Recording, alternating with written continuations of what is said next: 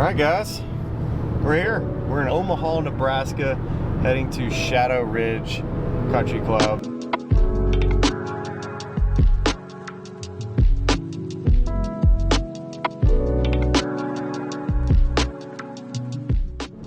Going to see my longtime short game coach, James Sieckmann.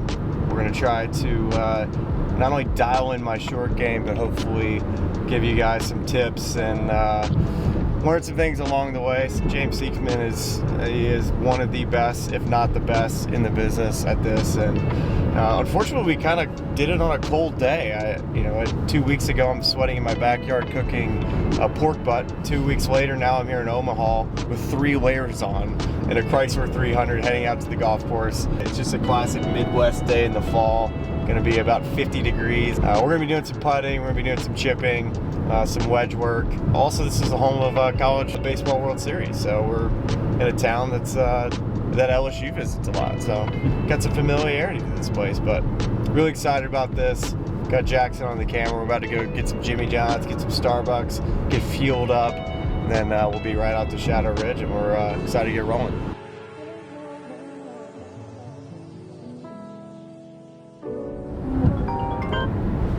Is this the Butterburger calling?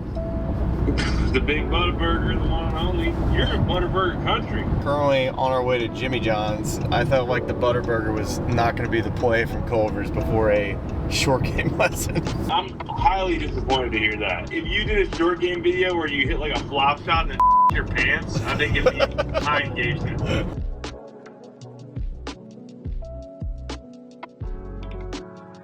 All right, guys, we made it out here to Shadow Ridge. Out here with my guy, James Sieckmann.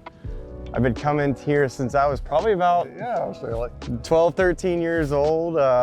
First time coming up. I don't know if you still have that red, is it a red Mustang? I did, almost 6 months. Yeah. No, we got rid of that one. It was intimidating at the time though, as a 13-year-old short game coach, got this fast car. And we formed quite the friendship and relationship over the years. And if you haven't listened to the podcast where we've had James on, that was a great episode. But now we talked about we wanted to do some on the green short game stuff, and here we are. Well, once again, good to have you back at Shadow Ridge Country Club. You should meet Matthew Tipper. Matthew's my associate. We do Matthew, good to meet you. Everything together, so you'll see him hanging around, and you'll see him a lot of working with quite a few of the tour players I work with. Well, I need all the help I can get now. All right, so let's start with the putting, and I think we'll just coach you up like we normally do, and just kind of lead you through it, and hopefully somebody will pick up on the good stuff and help their games. Well, definitely, it's kind of member guest season right now, so you got to get me dialed in. I got you. All right, let's just start with a simple straight putt. All right, you've been one of the best putters I've ever worked with. Actually, at college, you might have been the best putter I've ever seen. And things have not changed.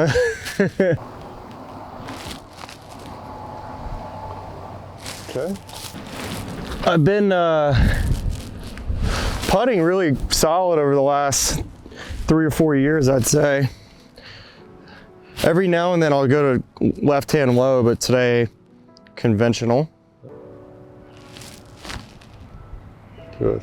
It's good to see you're still on that slightly open stance. As you remember, I'm going to zoom in on this one, get the ball in the putter head. That a lot of right-eye dominant right-hand players actually see their line a little better with that. Even though their shoulders are square, their feet are slightly open and you're still on it, which is good. Sure? Okay. All right, I got what I need. Okay, so our tried and true block practice method was always just get a simple string, right? Go ahead and set up. And then another thing we did at times, go ahead and put the putter in there. We just created a little gate for toe and heel so you had confirmation you're hitting the ball out of the middle of the face, right? Right. All right, just because my tendency always used to be I would take it out a little outside, get a little disconnected. Right. And so I would even put a tee Let's do that. right there too, yeah. Under the string.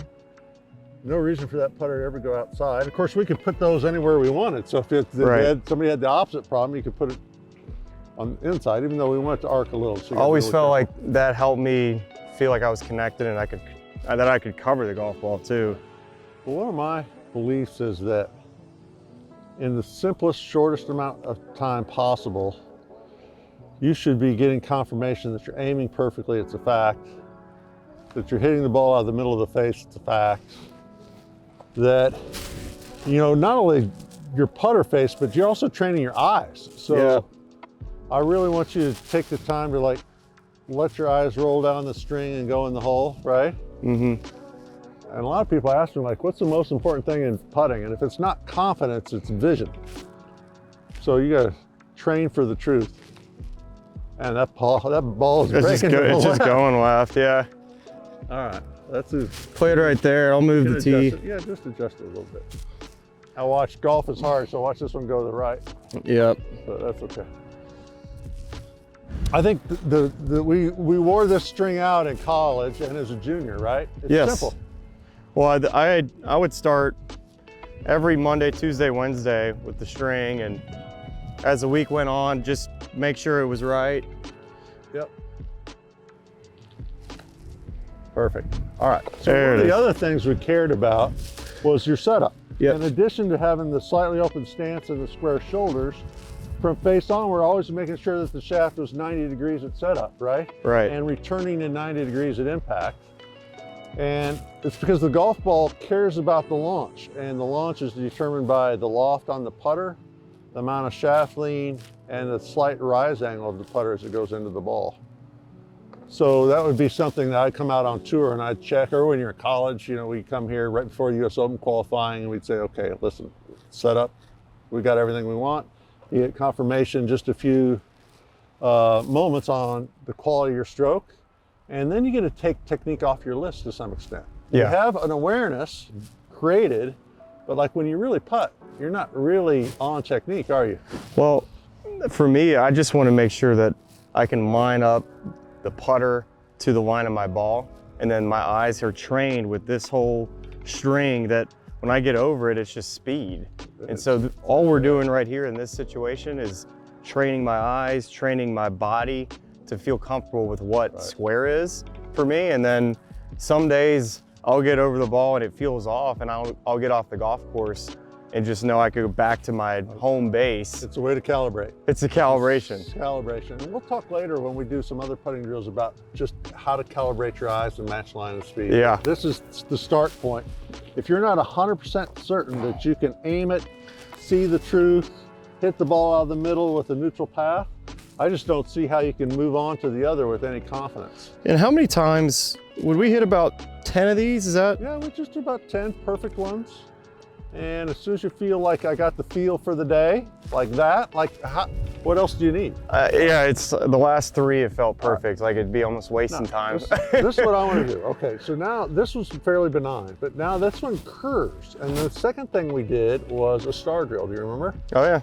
So I do 5 random putts, basically between, let's say, 5 and 7 feet. And instead of practicing your stroke, you practice your green reading process, right? Mm-hmm. And your commitment. And one of the things why random practice is more difficult is because you're adding extra layer. Oh, I got the read and it's uncertain. Yes. Now I got to make a committed stroke even though I'm not 100% certain that the string's set up perfect, right? I would always be so mad when I'd go from this to the star drill and miss the first putt, because I'd be missing the middle of the hole by this much, if anything, and putting it perfect, and I'll get over to this, and it's getting yourself, you know, ready for what a golf round is actually which is reading putts and resilience. I like it when you miss the first putt, because I know you got to be tough as nails. You got to be gritty and not throw a temper tantrum and not feel sorry for yourself. But instead, you go, you know what? Solution, a little more break or whatever. All right, let's all set it up for you. That was the 13-year-old SK that showed up here. He had he definitely had a bit of a temper tantrum just problem. Like 5 points of the star,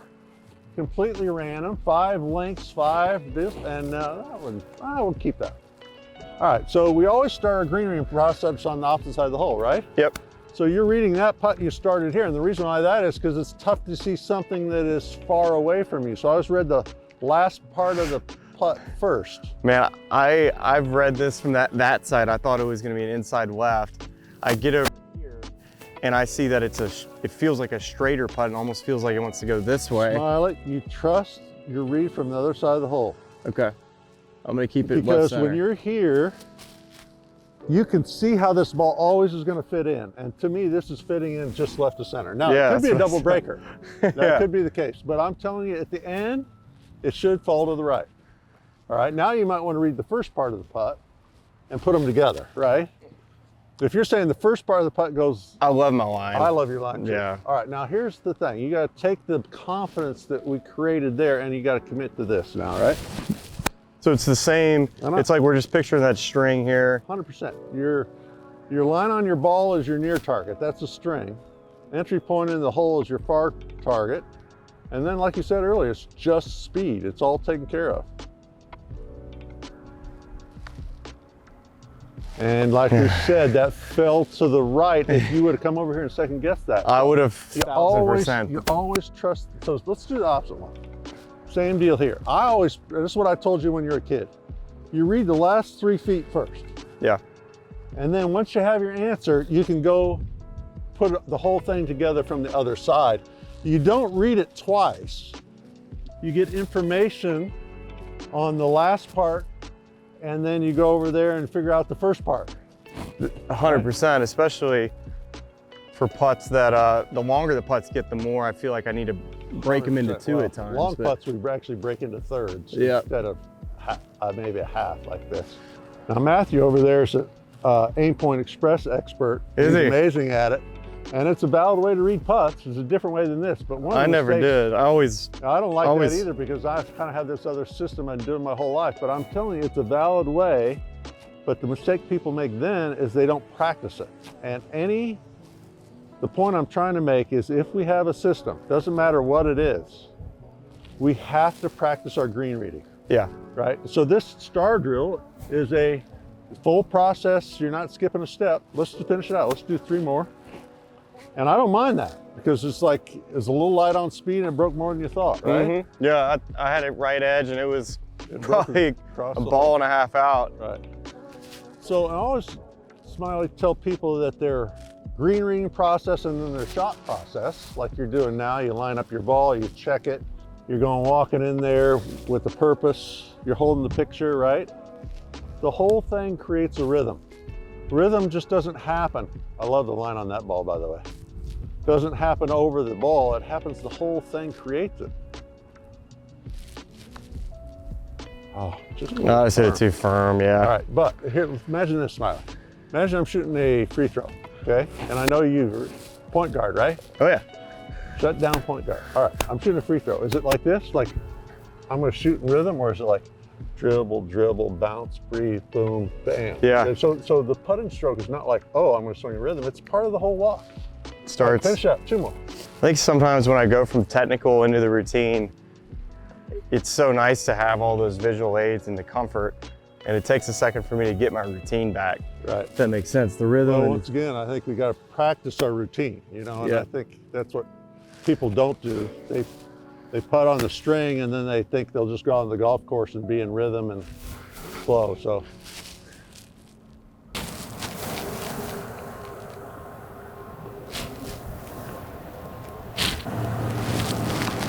Beautiful stroke. And so this is 5 putts done the right way. And we could do 5 putts the right way in like 3 or 4 minutes, right? Mm-hmm. But I just don't think, and I think there's huge value in that. And I think you could hit 30 putts one after the other and I get no value from it. Right. Right? So I'm always over quality over quantity. Love the line on that ball too, by the way.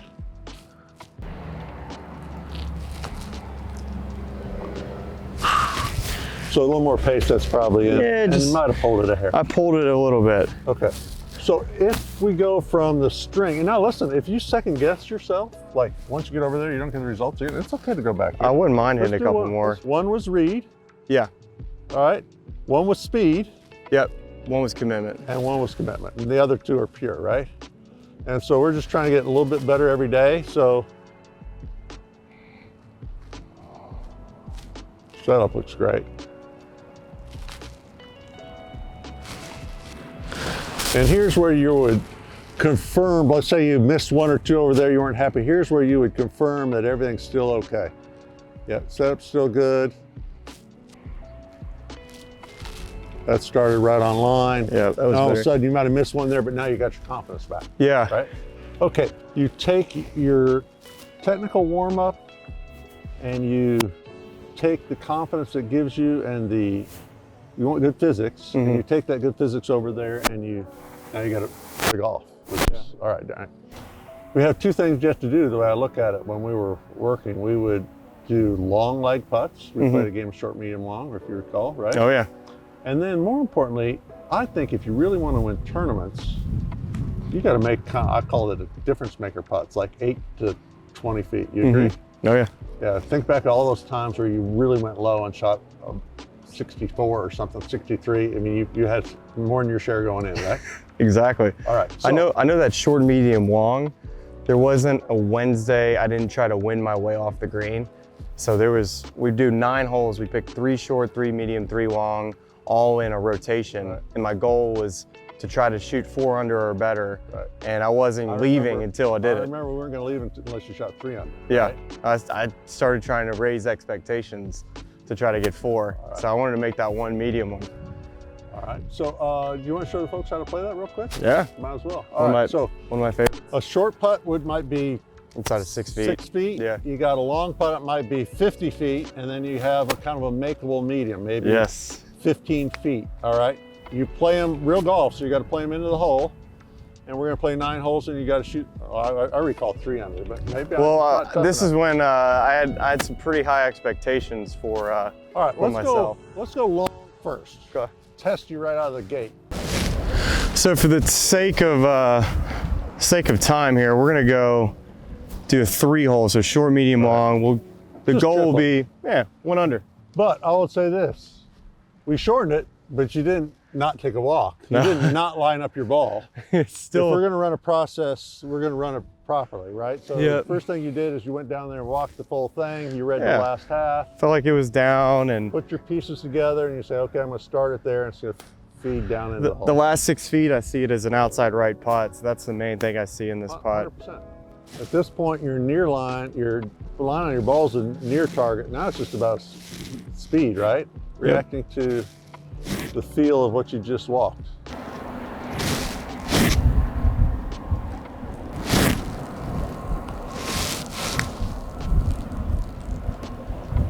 There you go, that's got a chance, come.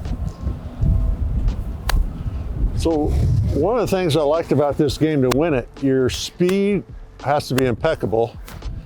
You may have to make all your short putts, and somewhere you probably need to make a medium, right? Somewhere you do. You get this one? No. Okay, that's a good call. All right, let's go right here. We'll go medium. These are the ones that kind of, whether it's for a birdie in a round or that par saver that you miss the short side and you give yourself a putt, these are the momentum putts that if you're able to make one of 4 of these around, you would be, you'd be happy. Tour average from 10 to 15 feet is only basically 30%. Right. Like 28%. But I'm telling you, you're not putting average and winning on the PGA Tour, right? No. Or you're probably not putting average and winning your member get. There you go. So I'm going to say if average is 3 out of 10, I'm going to make 4. And this is probably 20 feet, so the percentages are under 15% probably.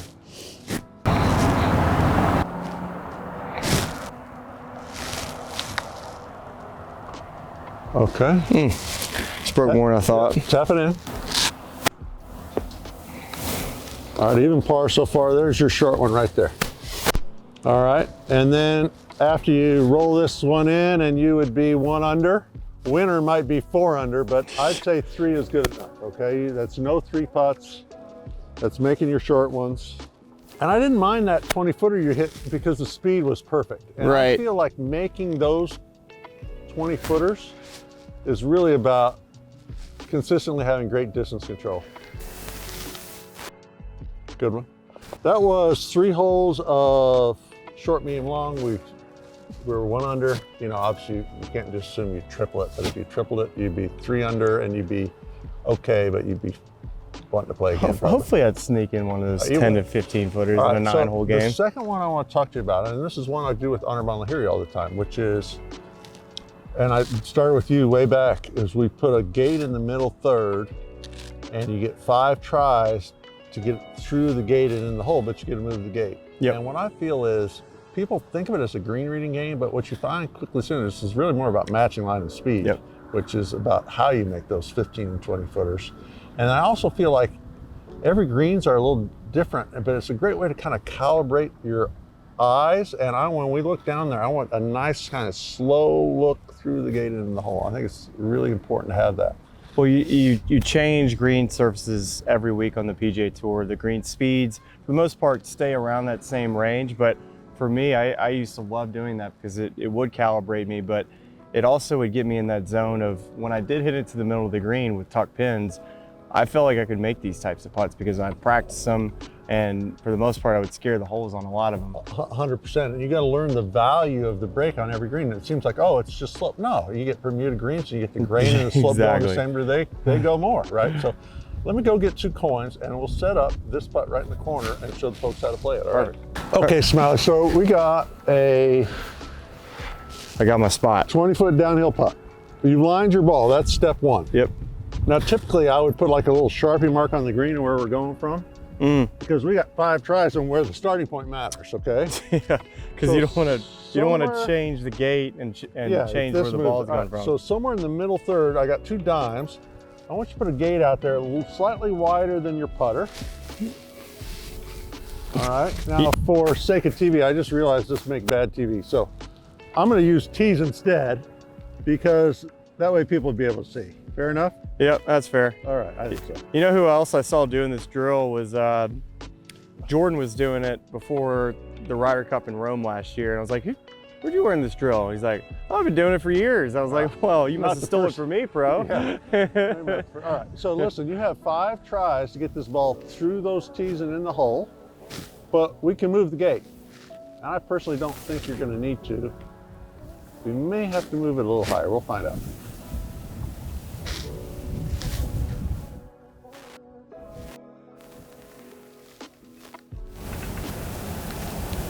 All right, so speed was plenty. Plenty of speed. Went through kind of middle right of the gate. What's that tell us? The gate is what? The gate's probably a little low. 100%. I thought that to be true. I think the secret sauce is in having a experience, there's your line, some measure of introspection, right? And then adjust. Yeah, but definitely first time doing this drill in a while, I was more focused on the start line and less on seeing the whole putt and having the speed and remembering this is a training exercise, not a get it through the gate. Here's the other thing. I would say we started on the other side of the hole and we got our entry point, right? Mm-hmm. And then we know where the ball's got to roll over. It's that little dark patch. Yeah. But here's the deal. That's not your start line. No, the ball's going to break between now and that. there, right? Exactly. Yeah. So you got to be careful to realize the middle of your gate is not necessarily where you start the ball.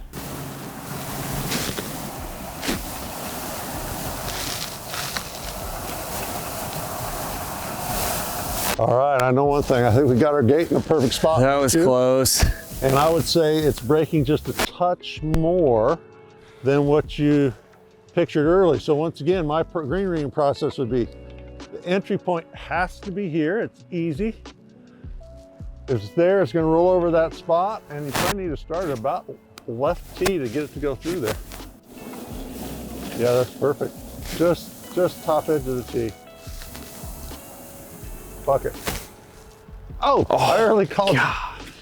It's a little if higher. I was your member guest partner, you'd be so pissed. I'd be so mad, but let me ask you a question. So that was that one right through the middle of the gate with good speed. Do you think we need to raise it again or not? No, I think it's in the right spot. I think I can just be a little bit higher in where I'm at. Just not much. You can see that it's only about a half a ball I need. Okay. But it's my tendency on left to right downhill putts. I'll get almost to where I just don't get high enough. Right. On putts. It's well, kind of. Listen, you got no chance to change it unless there's feedback. So this is giving you feedback.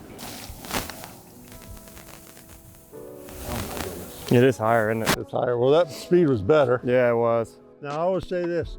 I always have my players, they got to win 3 holes, not play 3. So the way you win a hole is you get it through the tees or through the coins and in the hole, right? Been getting it through the tees. Yeah, well, you're 4 for 4 on that. Goes to show you how important green reading is, and once again, why you have to practice it regardless of your method. Oh, surely. Freaking. Come on. Well, all right. So we played that game a ton on tour, didn't we? Oh yeah. It It was one of my favorite games to play. That in the short, medium, long. That was the 15 to 50 foot where I really felt like, you know, the strength of my game was my first putt would be around the hole. Right. You know, if it didn't go in, it was tap in. Yeah. All right. So let's sum up. Ready? If you are my student, which you are, which I really appreciate, by the way, is that we're going to confirm our foundational pieces as far as the physics, and we're going to do it first. So we had the string out, we had the tees, we checked to make sure the shaft was 90 degrees, we checked the shape, you made 10 in a row or whatever. Then we're going to test our process, and we did our star drill, right? Green ring process. Then we did our short, medium, long game to work on pressure putts, not only of distance, but also like 6-footer, need to make it to win, right? Yes. And then when you're way off the green, to calibrate our matching line of speed, which is, I think, tough to do. But like I said, those are the difference makers. Those are the ones that statistically I'm only supposed to make 25%, but not the guy winning that week's making 40 or whatever. And that's how you do it. Yeah, the competitor in me realized how I was under reading putts out here, and I would have probably spent another hour just doing drills and drills of just competition to try to compete with myself, because I'm obviously the stroke's in a good spot. Just need to try to match that line and speed up. And I would say you could practice half as much if you have feedback and get more value than in just hitting a bunch of putts. Exactly. Okay. All right. Thanks, buddy. Take that to the bank. Take that to the bank. Take it to the bank.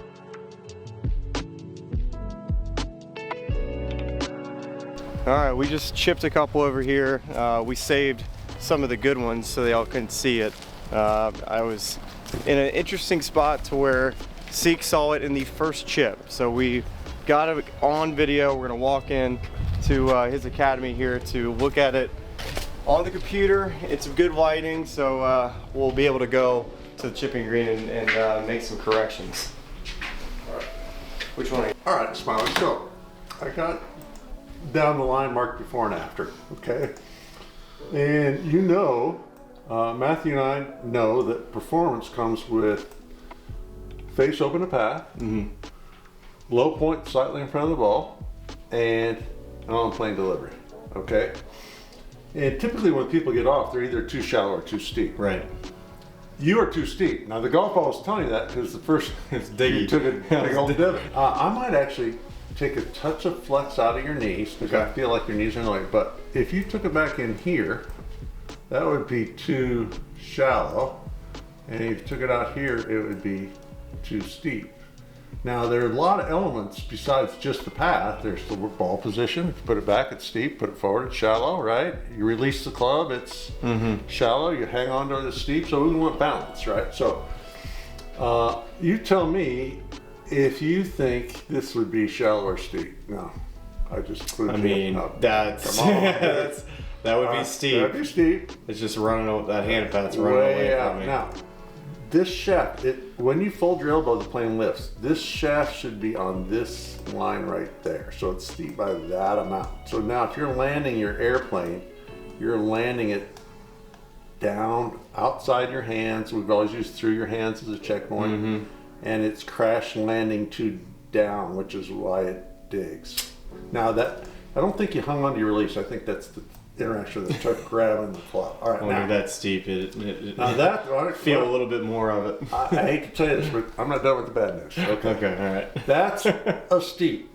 Most good players in the backswing, as their shoulder goes down, the head would move forward. How much? Maybe like ½ an inch. Okay, it goes slightly down and slightly forward.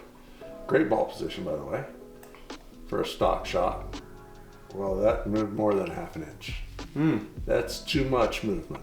All right, I don't know if you want me to pull somebody up to show you, but you know, take my word for it. ½ an inch is plenty. Then in the delivery, if anything, it would go up and more forward, but you're already too forward. There's the up. That's every good chipper does it. It's extension, and we want this club to release to the same angle at the front of the ball. And so it's slightly, I think that's also a grab and just a hair. That's slightly forward, right? I think it's mainly because you're so far forward. Now, your head's a steep, your delivery's a steep, you're too steep. Got a lot of steeps. So I didn't see the head when we were out there filming, but I did tell you that you needed to swing back more neutral. So what I did is, an external cue is always easier for learning. So I put an alignment stick there and said, you gotta get your hands coming back closer to you, right? So, much better. That's the neutral path. We got the toe up in the air, which is good. You certainly haven't overdone the hands, but watch, remember what the shaft looked like before? Now all of a sudden we got something. Wow. It's closer.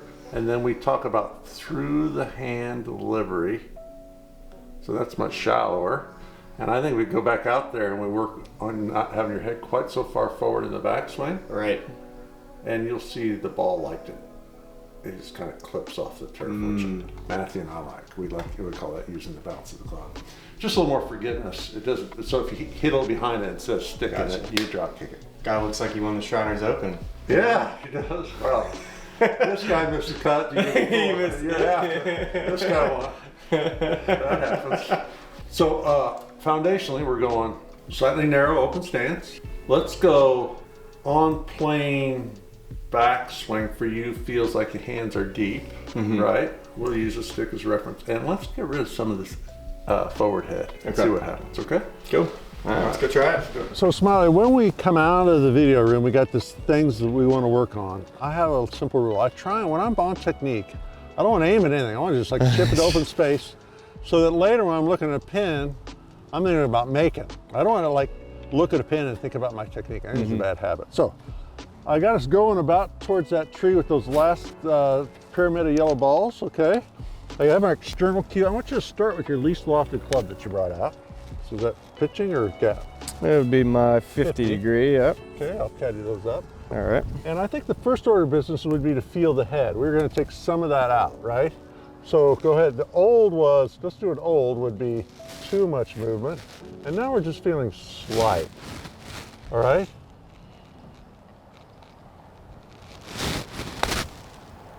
And that's gonna shallow you out, right? That, and Matthew, why don't you be on down the line plane, okay? And so you're feeling, maybe a slightly straighter leg so you have a little bit more room, a little deeper hands, and then I'll let go of the head and the,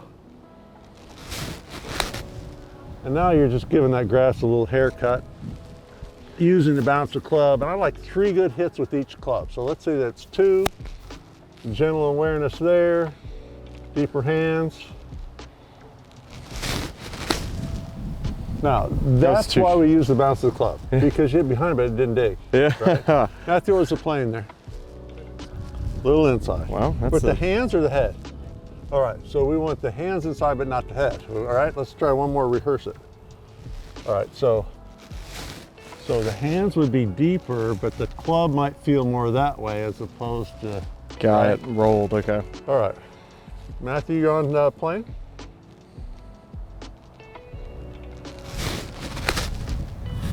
Oh, you got the thumbs up from Matthew. Okay, so now we're switching clubs. He gave you the big thumbs up. And but to some extent, the golf ball will tell you. Like the ball either likes it or it hates it, right? Yeah. All right. So now you got a flight with the 50. Let's do the same thing with the 55, is it? It's 56. 56. And let's do one maybe we don't hit quite so far. Okay. So let's rehearse that takeaway one more time. Oh, mic drop here, literally. There you go. Let's put that in my pocket instead. All right, so a little quieter head, that backswing, and then flow. So when I'm coaching Russell Henley, he's always talking about flow. And that's something you have that in spades as well. When you're unrushed. Yeah, I like to feel that club head out of the top. So we're on rhythm, that would be one. A little quieter here. Neutral path, flow. Fair enough? Okay, so if that's your third good one, let's switch to that. Now, you used to have a 62 back in the day. Now you no. Well, it was a utility special weapon out on tour, and you get short-sighted. I can open that thing up in a bunker and just be so good. You were amazing with that. So did that come to somebody you hate? Yeah, they think it's fun. They like to try to hit up in the air. Hands feel close, club feels out, right? Yep. That's the opposite of what the pattern. Sometimes it's good to exaggerate the feel. Matthew, give the nod again. The That was good. UK nod. Yeah, thumbs up nod. We need a Matthew cam here, Jax. Yeah. Hands out or okay? Okay, good. All I right, still feel like that I'm going a little too forward okay. on those last I'll two. create a Like, little awareness then. Do slight pressure against the hand, but not crazy, right? Yep. Slight push. yeah, that was really good. Shallower, right? Yeah. All right, then we would always finish with like 3 trajectory drill. Now, when Tiger talked about chipping, he always talked about hitting his window, right? If we can't lower the flight and higher the flight, we can't see a landing spot, we can't get the energy. So after we hit 3 good shots with each club in open space, how about we take the 60 and flight one down a little bit, and then the 60 and pop one up a little bit. I called them a 1, a 2, and a 3, right? Yeah, we would run through the 1, right. 2, 3, 4 drill. Yeah. Oh, I only do 4s with tour players. If you're in the member guest, you only get 1, 2, or 3. Well, you don't want to hit anybody in the parking lot, Sure. right? The first All shot. right, now listen, there's a right and a wrong way to hit a 1. Yeah, A 1 would be put the ball further back in your stance, handle forward. but do we, we still release the club, Yeah, right? we're We're still still doing everything the same. So you still can't go crazy here, and you still have to have a neutral path. So you've just de-lofted that club maybe 5 or 6 degrees, but you still release it. Now instead of like up here, it came out here. Yep. All right, so that was a 1. Go ahead and go back to a normal. We call it a 2. It's like mid trajectory, right? I'll grab a few more balls. How'd you do? It was a fraction diggy, but I didn't mind it. Okay, now I'll say this. If you did mind it, then it would be, what went on my list, my foundational list, did I not do? Did the head come too far forward? Yeah, or if did you go anything, it was outside? that. I felt good about this. All right, well, let's double down. Let's do it one more time and double down on head not going anywhere. I'll tell you. Better. All right, now, when you hit a 3, so let's say on our 2 we had a stock trajectory, or about 5 degrees of forward shaft lean. Yeah. All right. Now we're going to put the ball position where the shaft lean comes out of it, right? So we go 0, and then you open the face. A little wider. Yep, and then the key to this is that a lot of people think this ball's going over there to the right. Well, they will, unless the club goes this way, then it's just going up, right? So still same thing with the head, still same thing with the plane, and you're just letting the club pass. Now, if the member guest folks could hit that shot, that would be like stealing, right? Because I call that a get out of jail free card. Yeah, it right? is. That's a 3. That means we can hit even higher than that. That was, Let's not do that. well, it was fun to hit that Well, shot. you could, but I've struggled with that shot recently, as you can imagine. well, it's because you're too steep. If you're trying to hit a ball up in the air and you're too steep, you got I'm nothing. just like, there's nothing that's felt comfortable hitting the shot lately. All right, so it's just this, neutral delivery, you set up for high, the club passes. Oh, that's poetry. So even though you made the big swing, you just like gave the grass a haircut, right? Yeah. All right. So we got 1, 2, and 3. Now it's just like putting. You got to take the physics. Oh, center face hit, 90-degree shaft. I got the right amount of effective loft. And now you got to be a shot maker. Yeah. So now we're going to introduce the pin, and even though you might have awareness of your head, you got to be like, watch this when I make this, right? That's Okay. it. Yeah. All right. Now here's where the gritty competitor comes in. Right. All right. I'm going to set you up. You tell me. We'll go here. We'll go second pin there where there are no balls, and we've got choices. We got. We got 56. Immediately grab face. So what trajectory? This is like a 1.5. A 1.5. Now you got to pick your landing spot too. Yeah. I got a little exercise I can show everybody. Tell me where your landing spot is. Yeah, it's right here. Just point to it. All right, that's what I want you to do. I'm giving away all my secrets here. You're gonna hit a 1.5 from there. I want you to get behind and visualize, and you're gonna bounce it off my club, because I'm not moving it. You're gonna bounce it off my club, and the ball's gonna go in. Fair? This would be pretty cool if you got this. This is gonna be great TV, exactly. Very nice. All right, I got a couple questions for you. That's a pretty good shot. We picked the right landing spot. Yeah, I think I would have made it if I had hit the deal. So this is what I do this exercise all the time, and I know Matthew does it too. It'd be this. What were you thinking about? Well, I think I was still a little concerned not being in my base, and then I got over here and I thought for just like 1 second, but then I was able to do all the things I was trying to do, but I still think I was thinking about it a little bit too much and not enough about target, but This is what I was hoping you were thinking about. Yeah. I was thinking about the flipping club. I was thinking about bouncing off the club. Everything else disappeared. The people went away, the wind went away, and I was just thinking about this thing, right? I will say this, you had pretty good touch there. You only missed the distance by about this far. How did you know how much to give it? How did you know how to? Just instinctively. Kaboom. Yeah. Sports is, I don't know how I know, I do. Watch this. Yeah. It's subconscious, it's called intrinsic knowledge. It's things I know, I don't even know how I know. I just do. That's what good sports is. You can't outthink golf. You know, it's just too hard. You can't outthink sports that way. You can prepare intelligently and you can build good physics, but when it comes time to play, that's a different thing. And that's where you just got to be a gritty competitor and just like watch this. Yeah. All right, so I'm going to do it one more time. We're going to pick a different target. I'm gonna hit that dang wedge. Oh, you want me to hold that out again? I'm gonna hit your dang wedge. All right. This time, listen. We might have to be taping here all night, but we're gonna. No, listen. The technique was good. Take it off your list. Yeah. Take it off your list. All right. I gave you a slightly different spot, so you got to tell me where to go. Okay. It's gonna be like 2.5 feet in front of that, right? Yeah, right. You're right on it. Am I good? Yep. Hey, a little closer to me. This right there. is the only thing on the planet that exists. I don't care if you stand on one leg, swing with the right arm. I want you to bounce this off the club. Yeah. Oh God! I thought I had it. Nah, that was rock star good.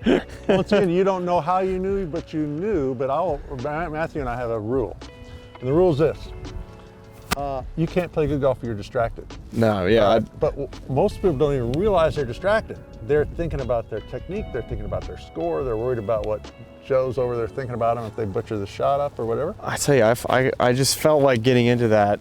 I felt like the front of my brain just like flipped a switch, and I was just went into, you know, high school basketball mode where I was just like, you know what, I'm about to hit this thing. And you know what? The most competitive guy is usually the best player in that scenario. And it's the same in golf. Think about who the most competitive people are on tour. Scotty Scheffler, Russell Henley, and no surprise to see they did so well at the President's Cup. The President's Cup, I was there with you, but even though I missed you, they just talked about, when I was up there, there wasn't a lot of talk about technique, it was about being a dog. Like when they're in a team like that, we're a bunch of dogs, you know, they're great fighters, right?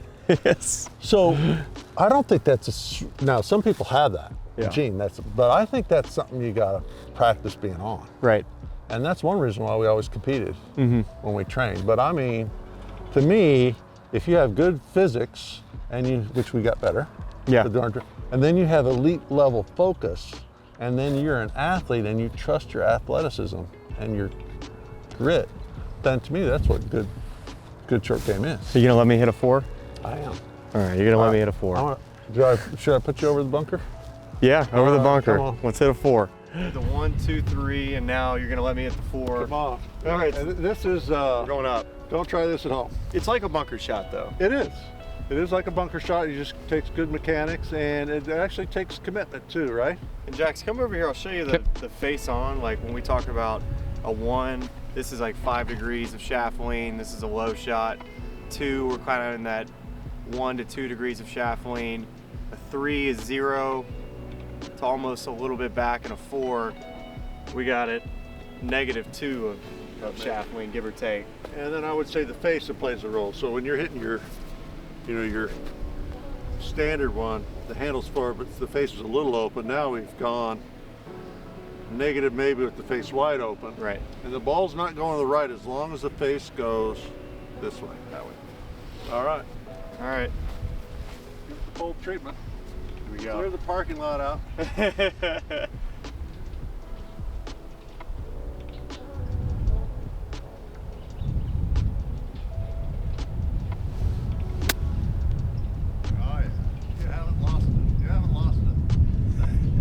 It was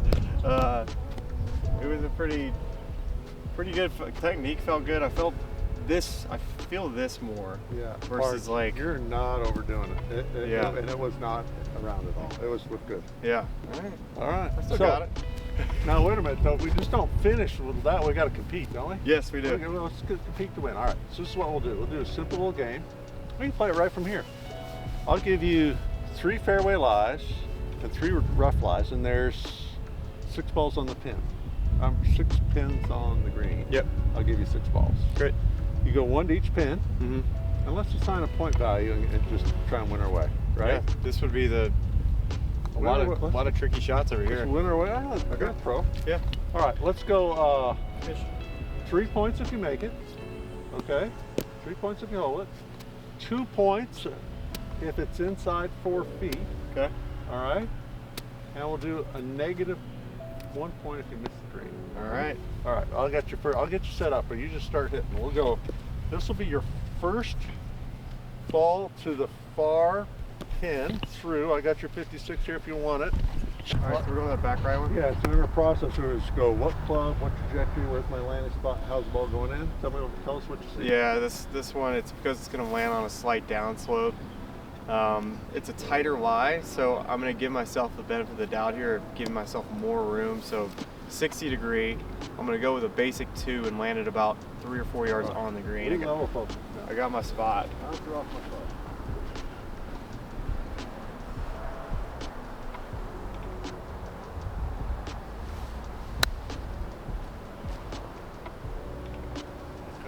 You know what? It Check.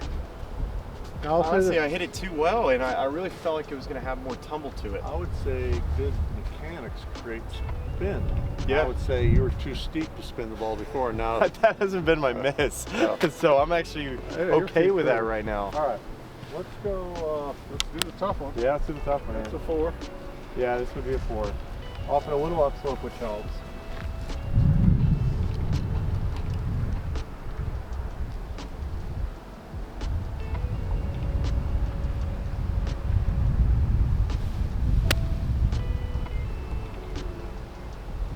Well, you know, Just on. I don't Don't hate it. I didn't hate it. I feel like I was committed to it.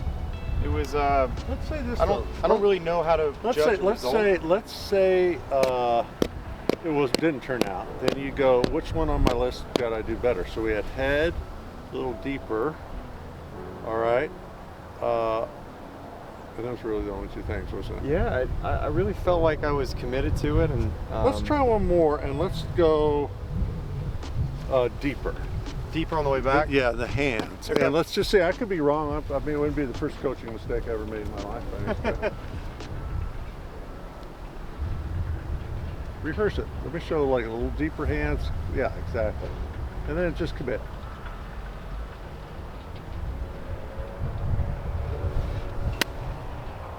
Similar. A little better though. I mean, I know about that. It's a hard shot. Hardest shot you're going to get, it's- and I'd take a 5 or 6 footer clear. Yeah. We'll come over just a little It bit. would have been easier being in the rough because I could give it a little bit more at the bottom. Line's good, a little down grain. Probably about 3. No problem. It's just a 3. Land on that down slope.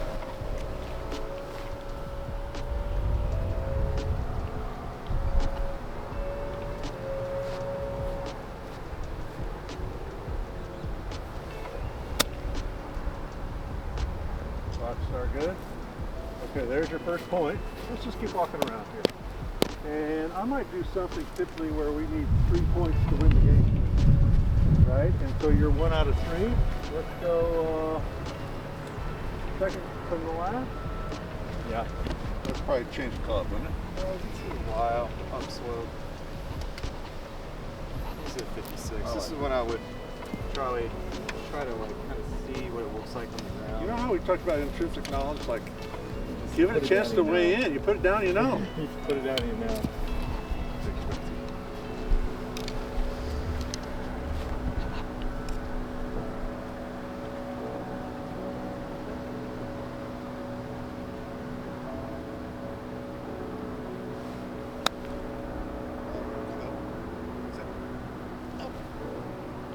All right. Well, We need a ruling. I said it to myself. I wanted to try to make one here, and A little firm.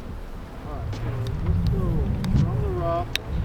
It's a very typical shot you get on the tour, kind of short side, sitting down, right in front of you. This would be one you could try and make right here. Yeah, and remind, we're gonna get a little lower.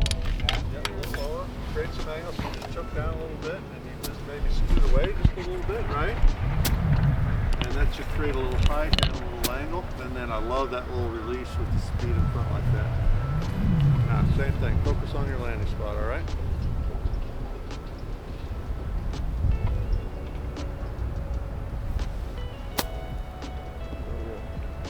All right, there's your second point. That one could have gone in, but that's sports. All right, now I got good news, bad news. We got one shot left, but you need to get inside 4 feet. We got right. All right, I got you. I think because I'm gonna get a little into out, almost that Raymond Floyd, like, Yeah. I'm gonna throw it a little bit. Yeah. I'm gonna try to land it right in the sandy spot. Now we should tell the folks what Raymond Floyd was. That was our code for like, hey, we're gonna shallow it out and feel a little draw mentality path, Yeah, right? especially when the ball was sitting up in the rough or an uphill lie. Right, or above your feet. Yeah, or above my feet too, yeah. No, I didn't give you I gave you about as hard a shot as you have. I know, but Let's go for it. I can get height on this to make it work.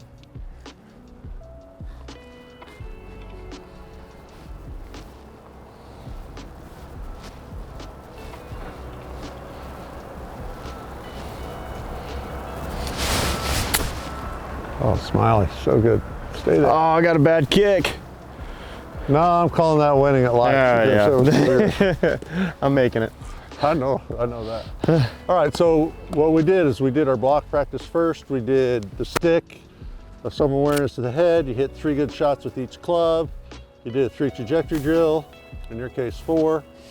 And then we just started processing elite level focus. Yeah, well, Right? what I was able to do was turn off that initial technique issues that I've been getting into. So I felt like I got into this competition mode and that feeling of the rhythm of just feeling the club. I started to really kind of tap into that and try to get into the competitive mode. And I think the performance got better. Yeah, I did. But you know, the physics does matter, so which is why it comes first. It's your warm-up, you do it every day. But the reality is, there's no substitute for competing. It's like the focus goes up, the want-to goes up, and then like the toughness has got to go up 100%. along with it, the commitment level, and that's what I think was your superpower. Well, you got to be gritty to get up and down. I mean, this is when especially when you don't have it down the stretch. You had to rely on this to turn a top 25 into a top 10 or a top 5 into a win. Or an 80 into a 75. Exactly. Depending on what you're trying to do, right? Yeah. All right.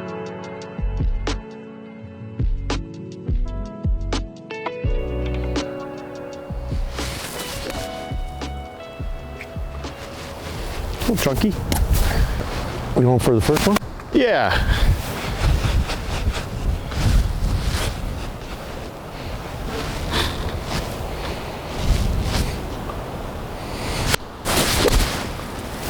That was gorgeous. Yeah. You know, I felt kind of like in the chipping how I was this way and around. I felt like that when I was like it's in here too. Do you remember at Augusta when, I remember in the practice green, they just built the new practice area, and we talked about how that's something that if you had a medicine ball, you're feeling that little like in front of you. Yes. Kind of similar, right? It 100% is. That feel along with just good solid left leg and throwing the head around me. Yeah, let's do it again. Ooh. Tour sauce, as they say. All right, so let's take inventory. Well, first question I have, if let's say you're a viewer and they want to bunker like Smylie, because that was rockstar good. What's the direction of the splash relative to your alignment and the target? Left. Left, like Yeah. 20 degrees left. Yeah. A lot of people don't know that. You'd be surprised. Yeah. They think, oh, I think I'm supposed to swing straight to the pit. No, you release left. Now, here's one thing I liked about what you just kind of caught yourself. You gave yourself a lesson there. It's not that the hands are like out to in. That's not how I swing left. I get the splash left by how I release to the left. All right, now, I think it would be smart to go through and show how maybe we could develop that. And I want to give one more tip on how that would be, but can I borrow your club? Yep. If I had my hands low and I was sitting like you, and that extends this left wrist like this, if I kept it, look where the head, even though my hands come straight back, look where the head of the club is. Out. So it's out. Yeah. And if I keep that in there and I'm letting it go past, you talked about that stable left knee, I'm keep it in there, I'm trying to go this way, that release is why that splash mark is to the left, right? Yeah, it's not us doing this, No, right? exactly, but it's a lot of people do. Or they cheat it by aiming way left and then they drop it under. Yeah, right? my feel pretty much, in whether it's bunker or around the greens, I'm always good. I just want to feel connection, the head going first, and then stable left side where I can release Now, it. one reason why you got to feel head going first is because you got a lot of speed, a lot of angle. Not everybody's blessed with that way. You got to realize some people like, oh, I cast it, I need to feel like I keep Exactly. it. So it's like we got to be careful. But that's my feel. Hit one more. Your feel is that medicine ball connected, that flex left knee, right, and then the release you just demonstrated in rhythm. And it's always rhythm because it's short game. That's crazy. You're still one of the best bunker players I've ever met.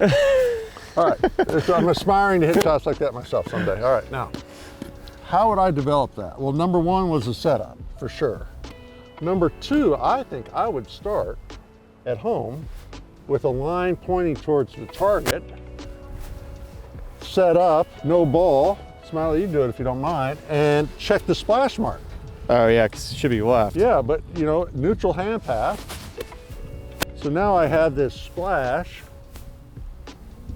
over here. If you can't do that, there's no point doing the next thing, honestly. Yeah. Then you already have a line in the sand. I think I'd turn this way and I would practice thumping that line a few times. Why don't you go ahead and turn like you're hitting that direction. We still have our line. The golf ball would be like there, right? And just slap the line. That's where that entry point is. Now, that was like perfect because it started right on the line. Now, if you can do those two things, get the splash mark correct, Yeah. and hit your start, then you can do what you just did, right? Yeah. All right, now, I think I would introduce a golf ball and hit myself a great shot while your alignment is good. You can check your splash, and I think I'd do that with a couple different clubs, Smylie, because we got ultimately controlled distance, right? Right. So you just hit, what was that, 60? That was 60, and that was a little short one. Probably no lean in the shaft at all. All right, what are you doing here? Are Are you going further? a little further, yeah. Just a little bit more speed, maybe Yep. less open? Mm-hmm. Pretty much. Once again, that was great. I would say not everybody's blessed with your speed, and the average player might have to get to their 56 for yeah. that shot. But if we did grab your 56, Yeah. then we could maybe go to the back fringe. Yeah. To the back fringe. Or, hey, we're the only ones here. You want to go Oh yeah. this There you fringe go. here? Yeah, let's do that. Yeah, here, we got this camera set up right here. Let's point this camera towards, which one do you want to go to? I'll go to Smylie? the back right. I want to be careful, there's no sand back in here, some of these places. All right, so you're going to go this right pin? Yes, right pin. All right, so that's 56 for you. For me, that'd probably be 52. But you get to keep your rhythm when you change clubs. Like I don't have to like go. I No, can still no. keep my sequence, right? You can still feel that medicine ball feel. Oh man, life goal right there for me. No, I think we could even go on 50 or 50. Yeah, I was a little on the cautious side with, you know, long bunker shots. It's easy sometimes to like want to hit it hard. Well, and I think that's what people script their bottom. And Yeah. so which is why I like changing clubs. If you hit 50 out of there, or 52, the balls start to spin left to right, don't they? And you can Yeah. actually see them in the air start to almost like a little fade. Yes. So you got to intentionally land that ball left of the pin. Yep. The 60 will fly straight and spin straight, and the good bunker players can almost like hit little draws with them.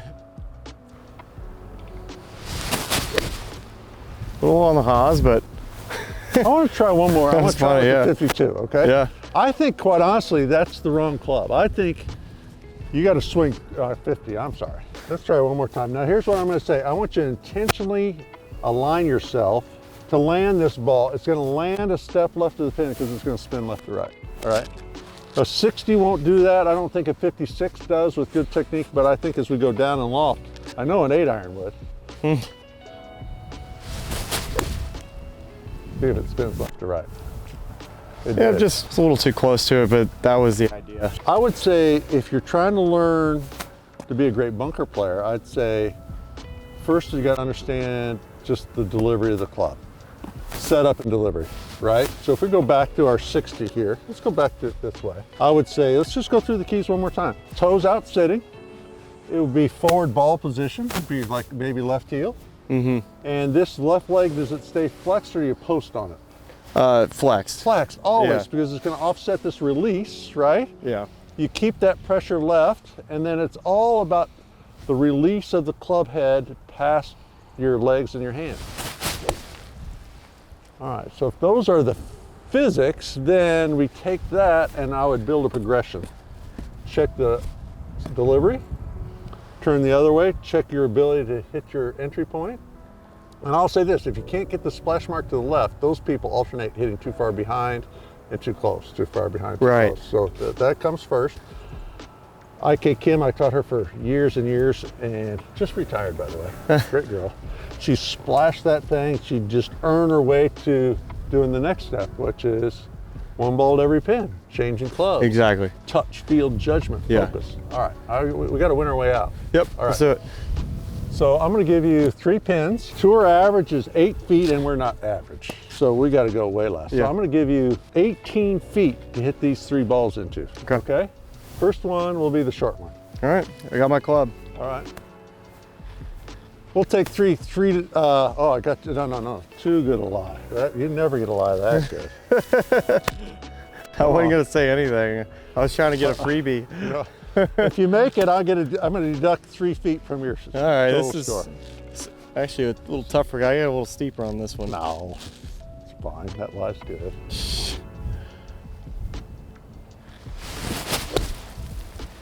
Good shot. All right, so I'm going to say that's 2 feet. Good shot. I'm not done because I'm going to give you a crappy lie. Oh, I know. Uphill or downhill one or whatever. Let's go. How That's about I second. give you just kind of a little, That's second to the left. little Nestle lie. Okay. Not great. Second to left. All right. So when it's sitting down like this, I got nothing here to that pin. Well, no, I'm going to say this. I would play it similar, but it's going to chunk and run. You Yeah. got no choice, right? I just you have to gotta land change around your the picture. fringe. Just over and a little left.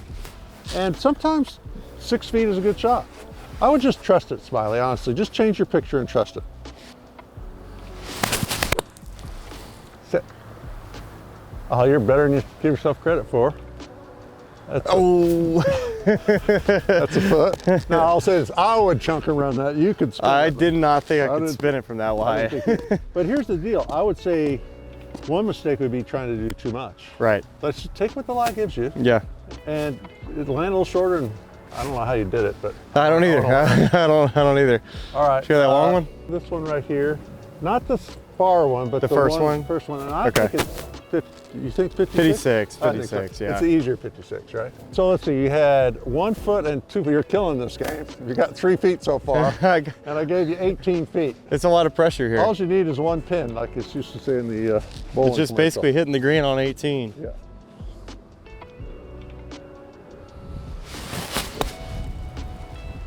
Kick left. I did a little. All right, I'm gonna say that's Kind of pulled it, but it's 7 feet. All right, so your score was 10. Now I'll say this: you tucked in any good coach. I'm not gonna pat myself on the back. Let's say you tucked in Nick Saban or, Pat Riley, or they talk about stacking winning days. Like I just want you to win today.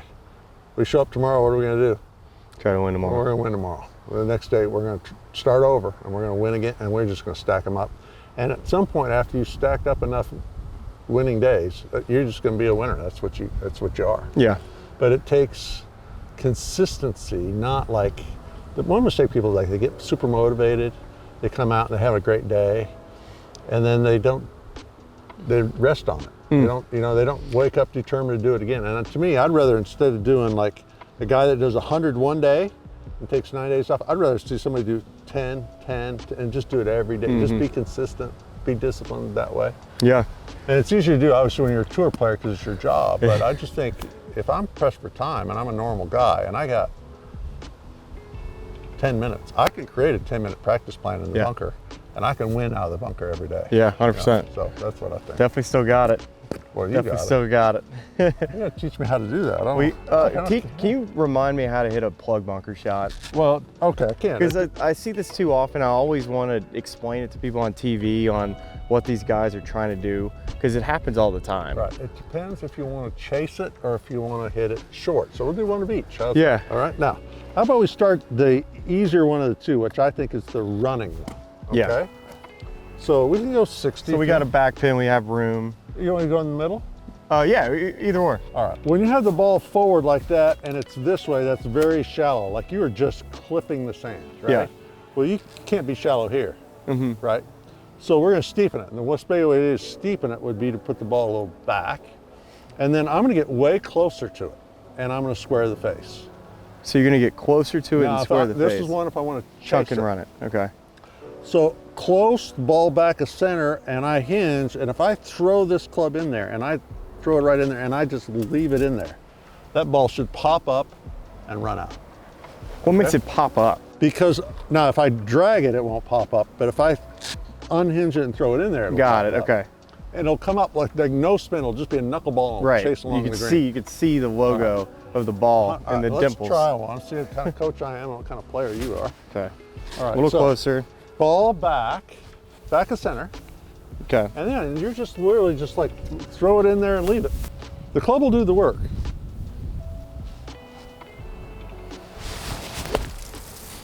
All right, so there's if you want to chase it across the green. Okay. That was pretty good first try. Good coaching too. Oh, you want to try again? Or you good? No, that was great. I got that one. The harder one, of course, is when you're trying to pop it up and you got to get it to stop a little bit, right? Yeah. Now you can't square the face. And I think we steepen the delivery. No, here's what I would say. I know what Russell would say, all right, if you want to know. Yeah. It would be like, I'm going to pick it up. And I get that heel in there, and I just pick it up, and then you just gotta leave give it. And you got to give it a pop. Yeah, you got to unhinge it right in there. I always feel like if my plug bunker shot feel is like I'm swinging in an elevator. Yeah. Like I'm not gonna be wider. I'm gonna be like almost throwing it on my head. So let's go, maybe short side. I'll try to get to the short side. Wow, that's all right. So I'm going to say, yeah, I'm saying you pick it up, and you just pop that heel in right behind the ball. Okay. That was pretty good. It was. Now I'll say that if it was super short-sided, it would have been amazing. Yeah. Right? But as far as you have to carry this, which is like 9-10 yards, maybe not choke down. Okay. Yep. Just hinge it up, fire it in there. Okay. So if I need to stop it, that was so good. If I need to stop it, you play that way. If I need to get it to tumble, then I square up, get closer, and put it back. Okay. Either both cases. Yeah. Steepen the delivery both cases. That's right? good to know, because explaining that to somebody is when people see a ball plugged in the bunker, they think these guys have no chance. But I can tell you that 99% of the tour players, when they get into a situation they can have room, they're thinking, all right, I can actually make this. They don't mind it at all. They don't mind it. But one of the things is they practice it. Yeah, right? they practice it. Exactly what we're doing here. They only practice on the 14th hole when the double presses. Yeah, right? it's good to know. It's hinging and then unhinging and throwing it on it and changing setup. Setup determines what you want from the ball. Got it. Right? Cool. All right, thanks, bud. Dialed in the bunker. Dialed. Okay, Smylie, let's talk about controlling distance when it's off speed, when you can't hit a full shot, right? Yeah. So what club you got? I got a 60 degree right here. All right, so we got amazing markers out here at the Shadow Ridge Country Club. We got a quad. It's going to tell us how far the ball carries in the air. Right. Now, how far it carries in the air isn't necessarily how far it goes, right? I mean, how much energy I give it is not necessarily how far it goes. Exactly. So earlier you hit a warm-up shot that flew, you gave it 68 yards of energy and went 72 because it's a little downhill downwind, right? So that's a skill we got to develop, right? 100%. And then the other is I think you should build, and I know you did, like a matrix of numbers, of what I call known numbers. And of course, you already have known numbers, now it'd be full swing numbers, right? So how far does that go full? This goes right around 95 to 100. All right, so it's cold. It's cold today, so temperature and altitude and barometric pressure and all those things. Yeah, of course. All right, so if I said take that 95-yard club and hit a 70-yard shot with it, what would you do? Well, I would take either a shorter swing or I'd open the face. Right. And that just depends on where the pin is. If it's front, I'm opening the face, taking a fuller swing, getting it up in the air. Right. But if it's a back pin, it's going to be a shorter swing and the ball is probably going to be a little further back. All right, now let me say this. If you're a highly skilled tour player, you want to open the face with a lob wedge and take a rip, that's one thing. But if I have one of my students at the club come and do that, I'm like, no chance you're doing that. I would say narrower stance, shorter backswing. And one reason why I go shorter backswing is, everybody your club? Yeah. Because tour average, as far as impact, that shaft is 13 to 15 degrees leaning forward. Mm-hmm. And the only way for me to get that is to be shifting, turning, rotating, and pushing off the ground so that I don't dig, because I got forward shaft lean. I actually want that club rising a little bit. Yeah. So the enemy to that would be a long swing and like no body dynamics whatsoever. Mm-hmm. So let's see 70. Yeah. And I would say shorter swing, smoother swing, but still rotating. Would you not agree? Mm-hmm.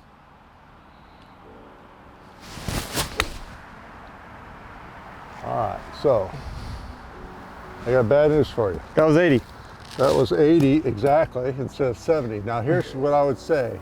Be curious, not judgmental. It's a line I use all the time. And I would say, I don't want to turn less. I think I want to go shorter. So what if I said that looked like a 10 o'clock swing? Mm-hmm. Show me what 9 o'clock would look like. Yeah, I've really always struggled with the clock. I always just have this intrinsic feel of where my left arm is, and I know that is the clock system. Yeah. And it's just a general feel where my hands are at. So I'll go like let's go less. I guess it'd be an hour less. Let's go less. Or one thing you could do is actually slow the takeaway down slightly, which is going to make it easier to go less. And I still feel like that's borderline too big, but it's closer. Just 73. All right. So if I wanted you to hit 68, but I wanted you to keep the same move through, it'd have to be less. It would definitely need to be less. All right, so let me see less. See, show me talent. I've been wrong before. I'm not afraid. So less with a similar move through. I don't want to call that 9 o'clock, or it feels like 9 o'clock anyway, and that went perfectly. 69, yeah. 69 yards. Now, what Matthew and I do here at this golf academy is we create a matrix. Maybe grab a shot of that. And you know this. I have my full swing numbers. Don't make fun of my numbers because I'm not powerful like you. I only hit my pitching wedge 138. Hey, that ain't bad. That's kind of. It's really like a 9 iron. Okay, all right. Right? Wait, let's check these. These are Bryson Moss we're dealing with here. 122 in the gap. All right, sand wedge, and my lob wedge only goes 85. Now, typically I put an X there and don't let people hit full lob wedge, but you're highly skilled. And then I create a matrix of known numbers. So I go smaller swing. I don't care what you call it. It could be an armpit swing at 80%, and then this bottom row might be like a belly button swing at 60%. Yeah. Now the cool part about this is not only the numbers get less, yardage gets less, but the launch comes down and the spin comes down as you make shorter, slower swings. Yes. Right? And what What this did for me is when I got on the golf course and I had a 100-yard shot, I had a couple different ways to do it. Right. Right. So it could be a firmer one of these, well, a softer one of those. I could take 7 off a sand wedge, full sand wedge. I had a perfect little armpit gap wedge, which would be a low spinner. Or we're throwing something hard. I could throw 10 over a little small swing pitching wedge, which would be just like Royal St. George's into a 30-mile-an-hour wind. You know, I'm going to take out right. All right. So typically what I'd have you do is I would have you just hit a known number 3 times a piece. Yeah, 92 is always my favorite number with. Come on, 92. I want to see 3 of them. And then you just hit 60 or 70. I'm going to have you do that 3 times, okay? The reason why it just was 92 was where it started not to be too diggy, right? And it just felt like the most control.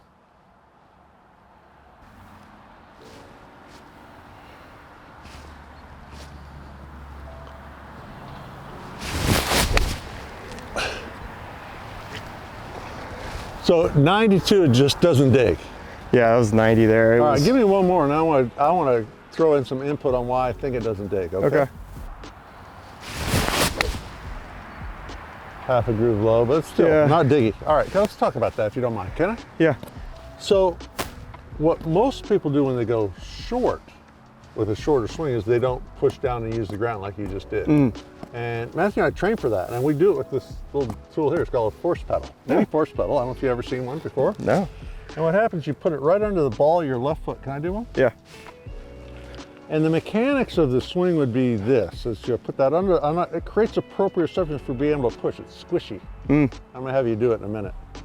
And if I made a really short swing, what I don't wanna do is like get saggy and dump. Yeah. Fat, right? So I'm gonna go shorter swing, got a little horizontal force or shift, however you wanna call it. As soon as my hip, knee, and ankle line up, I'm pushing down to create a little vertical and rotary force, and that keeps it from digging. Yep. All right, so I want you to try one. Don't worry about the ball yet. Okay. Ball your left foot. Back up just a hair. There you go. Got it. Take it back to about, let's say halfway. No, let's take it back even shorter. I know that's not normal. Give it a little horizontal. Can you feel the push? Now jump and turn, boom. Do it one more time. And jump and turn. All right, I don't think you have to land that hard because you naturally go down. Yeah. But I want you to hit a shot with a shorter swing where you feel like you're pushing off the force pedal. All right, how far are you gonna hit this? Let's go 70. Yeah, 70 is what I had All in right, mind. so shorter swing, but I still want you to push off the ground. I felt like more connected and So just speed in the right place. It's exactly, 71. Exactly right. And so one of the things that we believe in is that if you go shorter, you still have to have the body dynamics to shallow the club the right way. Right. In your scenario, it was like connected. I had this thing, and then boom. And I think you see the great wedge players. You look, Tiger was amazing. You Zach look at, Johnson is best at it. yeah, and even like Jason Day, it's connected. There's not a lot of wrist hinge or down cock. Matter of fact, I know Lee Trevino, I saw this quote one time. He said, if you can reach back, if you can touch the top of your club, you're going to be a bad wedge player. Like Steve Stricker. Yes. So there's less wrist, it's more connected, and it's boom. Yes. Right? All right, so try 70 again. All right. Force pedal mentality, shorter swing, all right? Connected, shorter, force pedal. Overdone. Yeah. My fault, do it again. I'd rather see you overdo it occasionally. I know, that was over. Because like if you've been a digger and all of a sudden it's like, oh, okay. Yeah. Do it again, hang in there. I think you gave it the right amount of energy. There you go. Part of it's the dad back too, you know, just trying to get this dad back real warmed up here this morning. All right, 72-yard carry though, that's good. Now, That's great. if you know what 92 feels like, you do. That's your comfort zone. You know what 72 feels like. Shorter, but with a little bit of a push. You use those for context to help you judge. That's how your brain works. Yes. Okay, ready.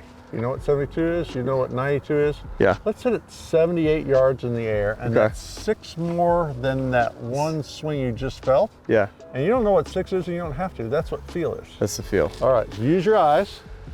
I bet a 78 on the quad goes 80 on the boards. Would you not agree? Mm-hmm. All right. All right.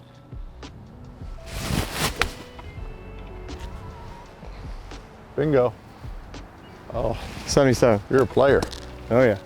So you only missed by a yard. Now here's what I'll tell you. You got to hold yourself accountable to a standard because we want to deduct a shot from the score. Right. And it's not tour average. If tour average is 16 feet, I don't care about that. I want to know how many good shots I can hit. How many can I hit 3, 4, 5 feet away? Right. Right? They could have bounced in. Well, I mean, you watch TV, you see guys do it, right? Oh, 100%. All right, I'm going to test you again. Okay. You know what 92 feels like? Yeah. I want to see a 95 carry. Okay. On the quad, today, down my distance wedge signs, 95 on the quad, probably go like 98 on the boards, right? Mm-hmm.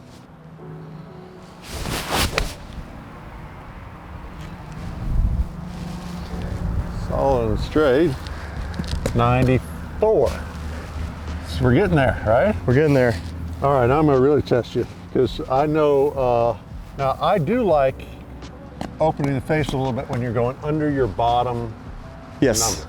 Yes. So let's call 70 our bottom number. That's the shortest swing you could feel comfortable in. Yeah. If I wanted to hit it 65, I might give it a 70 swing you could choke down, or you could go a little open face. I'm gonna go open face. All right, It's one of my favorite numbers, 65. I think I only hit it 60. 61. But right off the face, I knew it was just a couple short. Yeah. So the feel's there. The feel is there. Yeah. And the reality is, once again, if you look at 4 yards or 3 yards, 4 yards with tolerance to what you're trying to do, that's still a pretty good shot. Yeah, not bad. 12, 50 foot. Now, Not bad. there are skills beyond, I would say, number one, get the physics of the delivery correct. That to me is short enough swing where you can use your body correctly. Yeah, that feels You really have good. Horizontal force, rotary, okay. Then you have building your matrix so your brain uses context. You had 92 and 70, you might do that for all your clubs. And then you have the full treatment if you wanted to, right? Yeah. And then doing random practice where you're working on touch, feel, judgment, focus. That's all stuff that has to do with performance, has nothing to do with technique. Right. So that's what we're doing right now, right? Yeah. I think it would be different if I made you change clubs and made you hit a draw or a fade, which I used to do. Exactly. I was about to say tour that. all the time. You would say, hey, this is let's do one. this is a front right 72 yard pin. I got a shot here. I Yeah. actually got this video on my computer still. Do you? Yes, and I show it in some of my presentations. We're on the 9th hole at TPC Sawgrass. Okay. You're caught behind that tree on the left just a little bit. Okay. Right? Long skinny tree. Yeah, I remember that. Got a 114 and you need to just hit a little Oof. draw. You're speaking my language. I got you. All right, what club? So if it was a front left pin, I would be hitting this one. Okay. If I have some room, I would hit that one. Back left pin. I'd hit this. 120 pin and you're gonna hit a 114 carry with a little draw. Yeah, okay. All right, give yourself a rehearsal. Feeling draw, feeling 114, using your contextual number. Yeah, now you're using your eyes. And now it's, remember that athlete, gritty competitor time? Now it's that time. There's our draw. Lovely. And 116. That's pretty good. I would think that would get in the back. Hopefully it doesn't get in that back bunker. That's right. You see, we play shots, not swings. Even though we have and I used to tell you this when I was coaching up. Even though we have a matrix, we have a system for controlling our spin rate, our launch, our distance. It's not dial a number, that you're misconstruing the whole thing then. It's like I have my contextual base, but I want to play a shot. Yeah. And that was a 114 That's good. draw that went 116. All right, Yeah. I got one Might more. be in that short-sided bunker no, shot. No, that's good.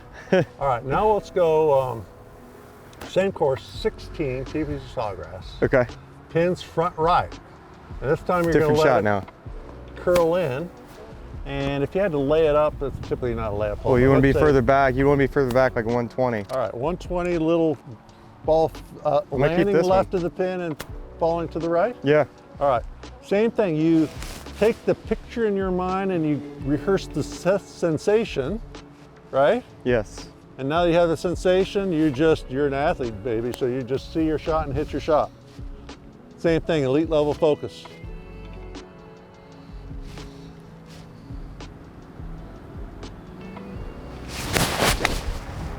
All right, you got the shape right. That's gonna hit left of the pin and curl toward it. 118, I can't remember what we're trying to do. 120. That's winning at life right there. Yeah. Now, I would say this, that I think there'd be some people, I know you're a tour winner and yada.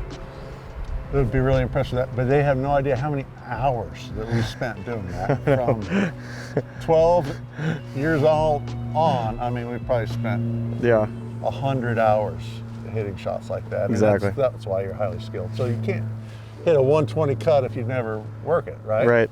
So your matrix comes? Yeah, go ahead. Yeah, well, I'm just thinking in my head, looking back a bit, what my favorite numbers were.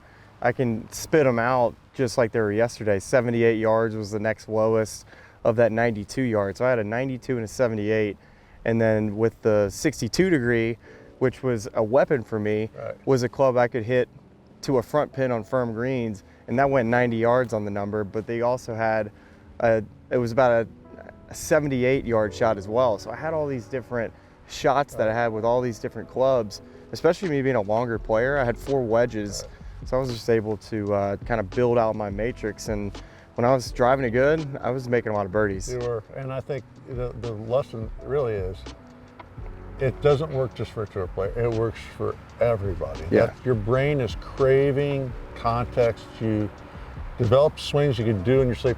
Greg Rose called them drunk, blind, and stupid numbers. So like, yeah, I could just wake up and do this one thing. For you, it's like 78 yards. Yes. And now you use that. Not only you're trying to kind of get to that number if you can, but you can use that just to help you with your touch and your feel. Oh right? gosh, yeah. Because there was nothing better when my caddy told me I had 92 yards and it was a big moment and something needed to happen. There was no thought about how do I hit this shot. It was all about using my eyes and knowing I've hit the shot 1,000 times. Right. And I'll tell you another interesting thing too, and I don't know if it happened for you, but like I coach Cameron Tringali, and he's so good at his distance wedges. When he gets in trouble, like he drives it, it's an overhanging tree in the rough, he doesn't take too much on because he thinks he's got it. He says, give him 75 yards from the fairway. He thinks, I'm gonna hit this to 6, 7, 8 feet, and I'm gonna make a par anyway. Yeah. And so it kept him from like doing the stupid like hero stuff that makes you make a double or a triple. Good on Cam, for doing that, for being smart enough. I actually. Well, it takes trust. It takes some trust. It would take the National Guard sometimes for me to lay it up because I always think I can pull anything off. There's value in that too. I guess. Yeah. You're Phil Mickelson and he's, Jack Nicklaus. Yeah, I didn't mind though when you gave me an opportunity to get up and down for part 2.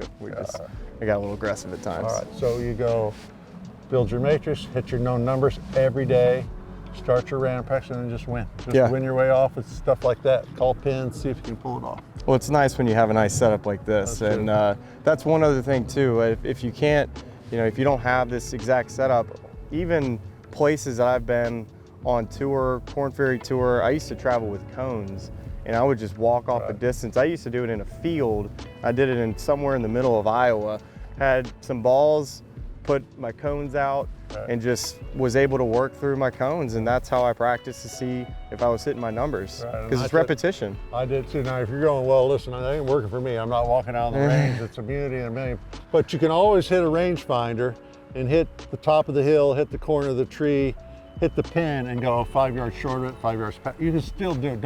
I always wrote this in my first book. It's like great players, they do what's required and they don't make excuses. It's like, no, I'm not using that as an excuse. Watch this. I'll go just pump, I'll go pin, I'll go tree, right? And then so you just got to do the work. Yes, absolutely. Well, this is great. All right, James, how can we find you for those that are trying to find out more about your? I know you have books. You have a Facebook in which you can get in touch and learn more about the short game. So 3 ways. I'd say A, you could look at my books. I have written your short game solution, your putting solution, and cool under pressure. You can get those at Amazon or wherever, Barnes & Noble. I have a group that you can join on live and submit videos and ask me questions, and you get a bevy of videos on how to hit bunker shots, how to set up putting, how to build a matrix, things like that. Peruse the videos. If you have questions, email, send Matthew I Swings, and we do weekly Facebook Live meetings. It's a good way to interact. That's called shortgamemastery.com. Shortgamemastery.com. Yeah, and the last would just be a website. Just come, you can always email me through my website. There you go. 3 ways to find them. We got Matthew. Thank you for the help again here today. This guy's a legend in his own right, and James, my man. Don't be a stranger. I mean, once every 5 years is too long. Come see me again. I'm glad you got to see some of my action. Some of it I was like, let's see what I show up with today. You're good except for the chipping. The chipping's going to be better. It'll be better. I told you it wasn't going to be good. So enjoyed it. All right, Jax, we just finished up an incredible short game lesson from James Sieckmann. First off, shout out to James, his knowledge, I mean, just incredible. The guy's the best at what he does, and I feel blessed to have gotten to work with him for so many dang years. But boy, did I need a tune-up. And, it's probably been at least 3 or 4 years since I had worked with him. It's felt that way, especially with the pitching. I knew going into it that he was going to laugh at where I started, but I felt like I got better with the chipping. I know I have stuff I need to go work on in that aspect. I was shocked at how good my bunker play was. My bunker play felt to her ready. Seek was even giving me props in that aspect. But the one thing that we didn't get on camera, which was after, was with the putter. I told Seek, I was like, man, I'm actually pretty good left-hand low. Do you mind taking a peek? And I just started making every left to righter. He's like, you know what? You need to just putt left to righters, left-hand low.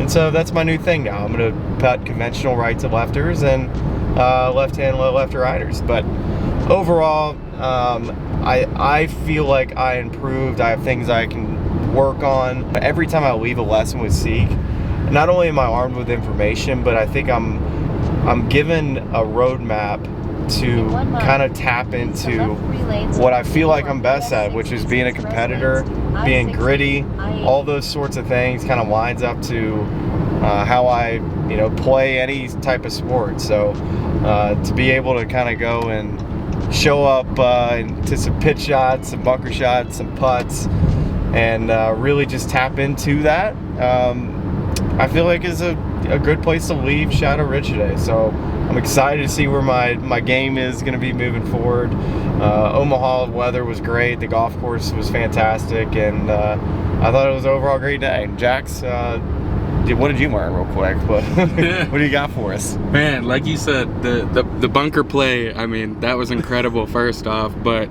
coming from Minneapolis, coming down here to Omaha for the day, pretty much the same weather, but absolutely beautiful out here. Smylie had 3 layers on. I stuck to my one. You were moving, man. We had you going that whole time. Moving around a lot, 3 different cameras. Hopefully you guys enjoyed it. Had an absolute blast and appreciate everyone out at Shadow Ridge. Shouldn't we, do I say go like and subscribe? Is yeah, that there how you it go. works? All right, go like and subscribe. We're off to Culver. See you guys later.